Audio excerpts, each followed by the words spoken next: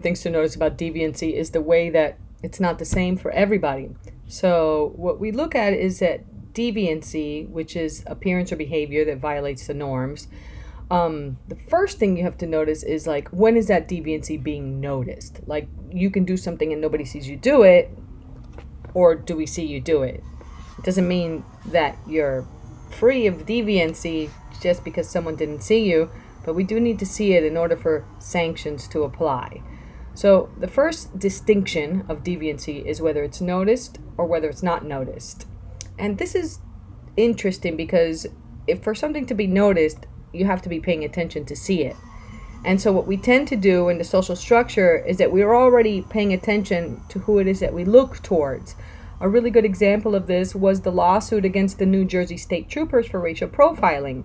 They were only pulling over black drivers, and then they would say, well, black drivers are committing crimes. Look, we found marijuana in their car. And it was like, if you're only pulling over black drivers, then you're only going to find that black drivers are committing crimes.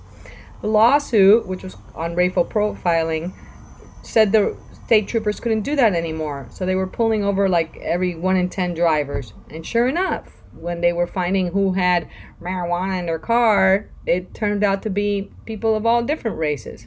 So it somewhat proved the case that if you're looking only to one group, then you'll be able to confirm with data that that group is going against the norms. But if you start to look across the board, you'll notice it's applicable everywhere. So then that brings us to the second distinction of labeling something as deviancy, which is, okay, now you've seen somebody, you caught an old white grandmother and she had marijuana in her car. So if it was what the state troopers were trying to do on their racial profiling, they caught a young African American person and they were like, okay, you are deviant, you have marijuana in your car. You're like, oh no, this old white lady had marijuana in her car. It's like, well, that young black person, that person's deviant. But this old white lady, she must need it for some real reason. So we don't think she's deviant, and we're not gonna, you just go on, ma'am. You just go on. So that distinction is like the labeling of the deviancy. So first of all, does it get noticed?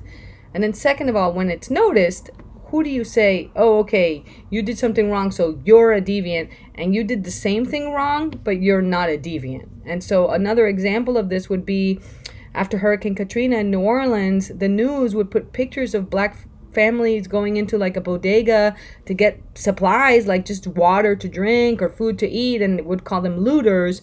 And then they would have the same thing happen with like a white family going into a bodega and getting water to drink or food to eat and say, look how brave they are trying to survive. So like, when do you label? It's like you caught them, you noticed the deviant action, so did you use the label of deviant when you see the exact same action? And then there's no way you can say that they aren't deviant when you catch them with the act. Do they get punished for it? Do sanctions apply? So who gets punished and who doesn't? If you're only punishing black and brown people and sticking them in jail, then it's very easily for you to say, well, black and brown people are committing more crimes. Like, maybe that's the only people that you're sending to jail. So first of all, with deviancy is like, does it get noticed? Did you see it? Were you able to notice it happening? And then second of all, when you did notice it, did you label it as deviancy? And then when you labeled it, were there sanctions that were applicable for it? And these are all the factors that are involved when we decide in the social structure that something's deviant.